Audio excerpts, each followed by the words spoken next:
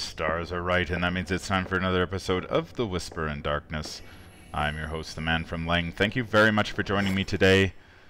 On this episode, I'm continuing my review of the player cards in Dim Carcosa, the 6th Mythos pack in the Path to Carcosa cycle. This time I am looking at the Mystic player cards. There are spoilers throughout if you care about that sort of thing. If you enjoy what you hear, like, comment, and subscribe. There is a doozy of a card in this pack for Mystics, so let's just jump right into that. The first Mystic card in the pack is Time Warp. It's an event that costs 1 resource and 2 experience points. It has the spell and paradox traits and the game text Fast. Play immediately after an investigator at your location finishes resolving an action during his or her turn. Undo that action. Return the game state to exactly the way it was before the action was performed, including that action's cost. This card is absolutely bonkers, both in terms of its effect on the game state and the number of potential FAQ entries it has generated since it was spoiled by Frank and Peter over at the Drawn to the Flame podcast. On the one hand, I love cards like this because it really harkens back to the early days of CCGs like Magic the Gathering, the Star Wars CCG, or even the Star Trek CCG by Decipher. Back then, it really was a Wild West where the design space was almost limitless and no idea was considered too crazy to put on a card.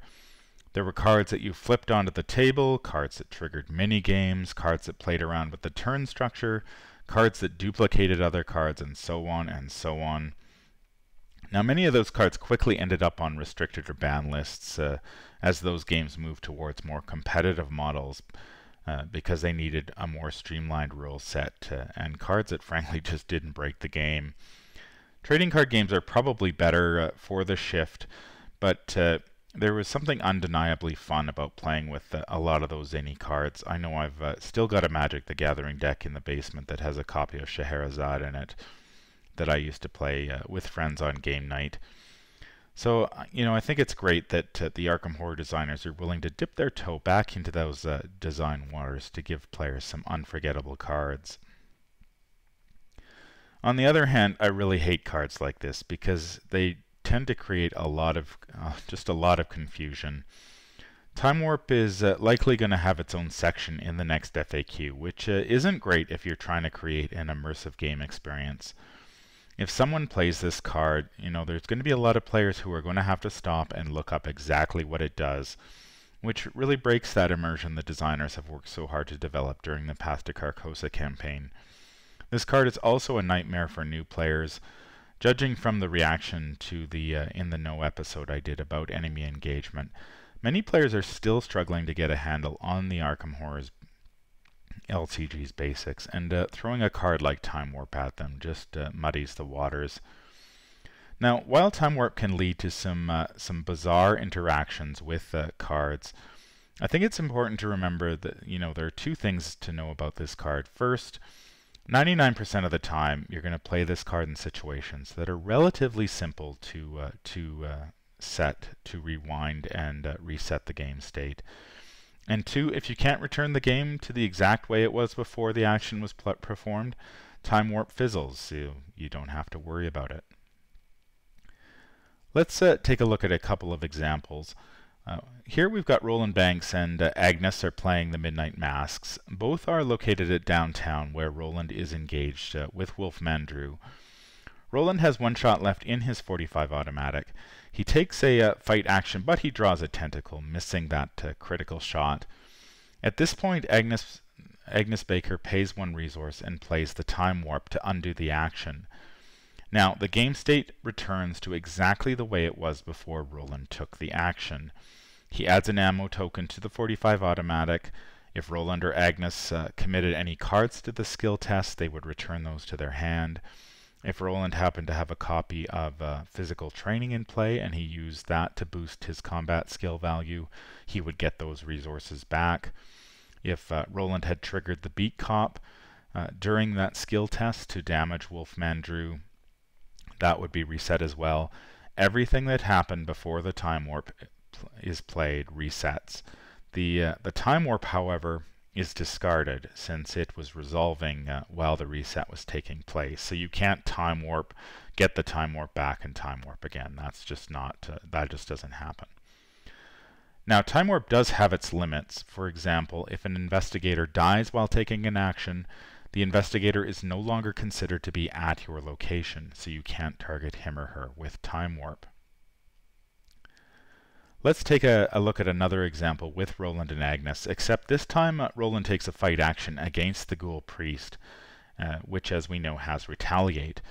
If Roland misses the shot and subsequently dies to the Ghoul Priest's Retaliate attack, there is no chance for Agnes to play Time Warp, since Roland will no longer be at her location. Likewise, you can't play Time Warp if an action ends the game, since ending the game happens immediately and there is no window in which you can play Time Warp. However, there is one quirk, and that is that Time Warp can save an investigator who is accidentally killed by another investigator. Let's say Roland, Agnes, and Wendy are located downtown. Wendy is engaged with Wolfman, but Roland decides to take a fight action with his shotgun. Roland fires his shotgun at Wolfman, but draws the tentacle, killing Wendy by accident. Agnes can play the Time Warp to undo Roland's action, preventing Wendy's death, since the Time Warp is targeting Roland and not Wendy. Another important thing to keep in mind about Time Warp is how it interacts with the encounter deck, draw deck, and discard pile. The encounter deck and your draw deck are considered to be randomized. There's no way of knowing the order of the cards in those decks, so if you manipulate either of those decks during an action, you only need to reset the cards that you looked at. For example, if Agnes used Scrying to reorder the top 3 cards of the encounter deck and played Time Warp, she must return the top 3 cards in the correct order, otherwise the Time Warp fizzles. If Daisy placed Cryptic Research during a skill test to draw 3 cards, she returns those 3 cards in the same order to the top of her draw deck. If you search your deck for a card, you can simply shuffle that card back into the deck. You didn't know where it was in the deck before you played the Time Warp, so it doesn't matter where it is in the deck after you play the Time Warp. While the cards in the encounter deck and draw deck are considered to be randomized, the cards in your discard pile are not. If you manipulate those cards and then play Time Warp, you need to return those cards to the same order, otherwise Time Warp fizzles. Let's go back to that Daisy example for a minute. If Daisy takes imagine that Daisy takes an investigate action, and between steps 1 and 2 of the skill test she plays Cryptic Research. She draws 3 cards hoping to find a skill to commit to the test during step 2. If Daisy happened to draw the last card in her deck, forcing herself to reshuffle her discard pile to form a new draw deck, Time Warp would fizzle unless Daisy could reassemble the discard pile in the exact order before the reshuffle. Obviously, that's pretty unlikely if you've got a lot of cards in your discard pile and you didn't take the time to memorize the order that they were in. The same is true if you try to play Time Warp after playing Quantum Flux and reshuffling your discard pile into your deck. Unless you know the exact order of the cards you shuffled back into your deck, Time Warp will fizzle. It's difficult, if not impossible, to cover all of Time Warp's interactions within the confines of this review. After all, there is already a very lengthy FAQ on the cards page over at ArkhamDB, and there's, at last count, 9 pages of discussion about it on Mythos Busters Discord server. If you're going to play Time Warp, just keep in mind that you really need to return the game state to exactly the way it was before the action, and you'll probably be okay. Now that I've addressed some of the rules questions swirling around Time Warp, it's time to ask another important question, and that is really, is this card any good? When you get right down to it, Time Warp is a reset button. Most of the time you're going to use it to reset a botched skill test. If you're playing Safina Rousseau, you could potentially reset several botched skill tests per game if you copy it with the Painted World. The only cards I can think of that do something similar to Time Warp are Wendy Adams and Lucky Dice. And both of those cards are quite powerful, although there's no guarantee the second pull from the Chaos Bag will be any better than the first. And the same is true of Time Warp. If you botch a skill test, reset the action, and then try that action again, it's going to give you a second bite at the apple, but there's no guarantee that that skill test will be any more successful than the last one. Now, some Chaos tokens have secondary effects that can be a lot more debilitating than the failed test. For example, if you're playing Midnight Masks and you draw the Cultist token during an action, you have to place a Doom on the nearest Cultist enemy, potentially advancing the agenda faster than you would like.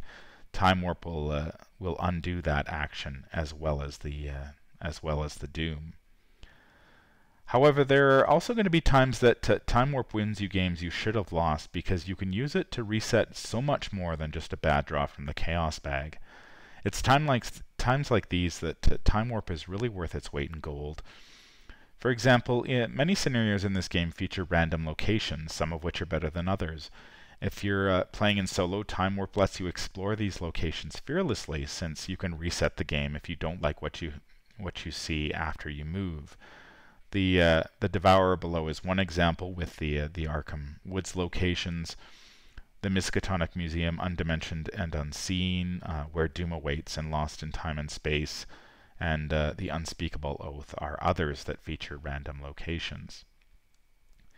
If you really want to get tricksy and have a good grasp of the player windows, you could potentially use Time Warp to manipulate the agenda and act decks as well.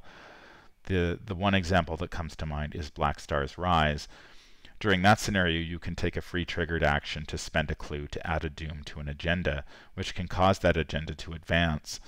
If you take an action and use the free triggered action during a player window during the subsequent skill test, you could advance agenda 2A or 2C to agenda 2B or 2D. If the deck has the victory condition that you want, that's great. You can carry on. Otherwise, you could play Time Warp to undo the action, and you would get to reset the agenda decks. The nice consequence of this is now you know which agenda you need to advance, so you don't have to advance the other one. Players have already discovered many quirky ways to use Time Warp to their advantage, and I expect they're going to find many more as the game expands. Time Warp lets you do something that really no other card in the game can do, and that power and versatility makes it an extremely powerful option to consider for those investigators who can take that card. The second Mystic card in the pack is Seal of the Elder Sign. It's a skill that costs 5 experience points and has a wild skill icon. It has the spell and expert traits. It has the game text, "Do not reveal chaos tokens from the Chaos Bag for this test. Treat the chaos token revealed for this test as an Elder Sign. When this test ends, remove Seal of the Elder Sign from the game." Now, as I discussed in my review of Guardian cards in this pack, Chaos Bag Manipulation is great if you can get it. It's even better if you prefer to play on higher levels of difficulty and need a way to combat the Chaos Bag variants. Seal of the Elder Sign can certainly help you do that. It's even a spell, so you can fish it out of your draw deck with if you've got an Arcane Initiate in play. Now, if you play Seal of the Elder Sign to quote-unquote pull an Elder Sign token during a skill test, that skill test should be successful. I say should because playing this card does not equate to an auto-success. Most investigators only get +1 or +2 to their skill value if they pull an Elder Sign, and you're only going to get an extra +1 from that wild skill icon. So if you really need to make a Hail Mary on a skill test where you're 3, 4, 5 down, this card may not be enough to bridge that gap, and you're probably going to fail anyway. Now, there are some exceptions to this, such as Agnes Baker, Jenny Barnes, Mark Harrigan, and Roland Banks and Safina Rousseau, who have their Elder Sign effect gives you a plus depending on a certain variable, such as in Agnes's case, the number of horror that are on her card. Seal of the Elder Sign will also remove itself from the game after you play it, so drawing an Elder Sign is going to be really a one-shot deal. unless you've got the experience to burn and you've been able to purchase 2 copies. Now, if you're playing an investigator like Agnes and you want to improve your odds of success, you could always opt to play a card like Stroke of Luck instead. This level 2 skill from Where Doom Awaits also has a wild skill icon, just like Seal of the Elder Sign, and you may choose to exile it to make a test automatically successful unless you draw the tentacle. So if you don't have the 5 experience points but you still want this sort of effect in your Agnes deck, Stroke of Luck is certainly a viable option. Now, Seal of the Elder Sign is notable in that it's the first card in the game that guarantees that you will draw an Elder Sign. The value of that Elder Sign, though, depends a lot on the investigator who pulls it. Most Elder Sign effects convey a relatively minor advantage to investigators. Let's just take a look at a few of the investigators that can use this card for argument's sake. Akachi, she gets to add 1 charge to an asset that uses charges. Marie can add 1 doom or remove 1 doom from a card she controls.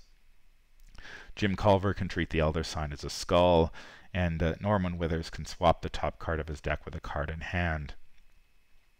These types of abilities I think are useful, but they're not really game-breaking, nor are they on the power level of abilities on other cards that cost 5 experience points. The question here is, would you be willing to pay 5 experience points for a card that added 1 charge to an asset in play once per game? And personally, I don't think I would be all that interested in a card that did that for 5 experience points. Of course, that all changes with the release of Father Mateo, the Mystic Investigator, in the Forgotten Age Deluxe expansion. FFG just spoiled Father Mateo on their website today, just before I was going to record this episode, and Seal of the Elder Sign is a natural fit in his deck. If Mateo pulls an Elder Sign token, he automatically succeeds at the skill test, and he may either draw 1 card and gain 1 resource, or he may take an additional action if it is his turn. Now, in terms of power level, that's a 5 experience point card. That is much, much better than playing it in some of the other investigators we've looked at. And Father Mateo even starts the campaign with 5 experience points. That's part of his special ability, so you can include a Seal of the Elder Sign in his deck from the start of a campaign. So that's amazing. If you want the card, you get it right at the beginning of the campaign. It's almost like an extra signature card for him if that's what you want to spend your experience points on. So suddenly this card becomes a lot more interesting. Obviously, this is one of those cases where Seal of the Elder Sign was just a card waiting for the right investigator, and fortunately players didn't have to wait too long for that investigator to turn up. Frankly, I really didn't think this card was going to make the cut in. I don't think this card is going to make the cut in many of my decks, if at all, unless I'm playing Father Mateo. If I'm paying 5 experience points to get that Chaos Bag manipulation effect, I really expect an auto success out of it.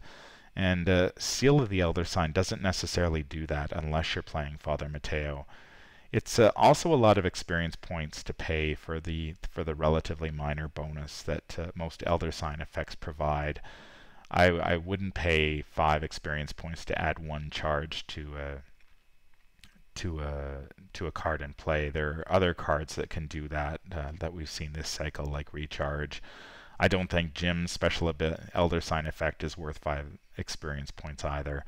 Norman, same deal. I just don't see myself paying for that. Father Mateo, sure, I'll pay the 5 experience points to get that effect, because it looks like the Elder Sign is going to really be important to his success during a campaign. That's going to do it for my review of the Mystic cards Imdim Carcosa. Time Warp is really unprecedented for the Arkham Horror LCG. It's bound to cause some confusion among players, but the ability to hit the reset button after an action can really swing the game back into the player's favor after a setback. If you make the wrong choice or you draw the wrong chaos token, Time Warp is your solution to that problem. And it lets you explore some different possibilities. You might be able to take that slightly riskier play, knowing that you've got Time Warp in your back pocket. And if it doesn't work out, you reset the action, and then you might take the safe route on the following action. As for Seal of the Elder Sign, I was beginning to feel that it was among the weaker cards that have been released this cycle, and until, of course, I saw the spoiler for Father Mateo this morning. It's almost like a second signature card for him. If you're not playing Father Mateo, I'd probably give this card a pass. It just feels too expensive for what it does. Unless you're playing Father Mateo, drawing an Elder Sign does not mean you're automatically successful. So if you're in those situations where you need to make a Hail Mary and pass a check at really bad odds, this card isn't going to help you do that. And Elder Sign abilities, they don't tend to be all that spectacular. They give you a nice bonus when they happen, but am I going to pay 5 experience points for it? No, probably not. Chaos Bag manipulation is quite good, but I think a couple copies of Time Warp are much better options than one copy of Seal of the Elder Sign at the moment. That's going to do it for my review of the Mystic cards. If you enjoy what you hear, remember to like, comment, and subscribe. If you need to contact me, I can be reached at manfromling@gmail.com. I'm also on Twitter at manfromling. Until the stars are right, keep your shotgun close and your Elder Sign closer. Take care out there, and happy investigating.